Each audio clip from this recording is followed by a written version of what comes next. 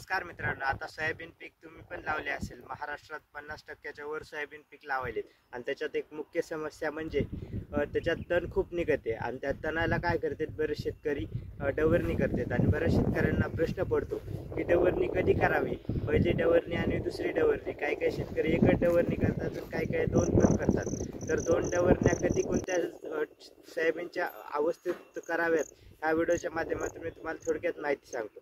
तर मित्रांनो, डवरणी कधी करायची की पेरणीपासून पहिली डवरणी 15 ते 20 दिवसात आणि दुसरी डवरणी 35 ते 40 दिवसात करायची. म्हणजे पहिली डवरणी फुलं लागायच्या आधी होते आणि दुसरी डवरणी शेंगा लागल्यावर होते. म्हणजे आपल्या काही सोयाबीनचं नुकसान होत नाही आणि तणकट खूप चांगले नियंत्रण होईल तुमचे आणि सोयाबीनचं पीक पण खूप जोमदार वाढेल. आपला व्हिडिओ कसा वाटला कमेंट करून नक्की सांगा आणि जास्तीत जास्त शेतकऱ्यांना हा व्हिडिओ शेअर करा. धन्यवाद.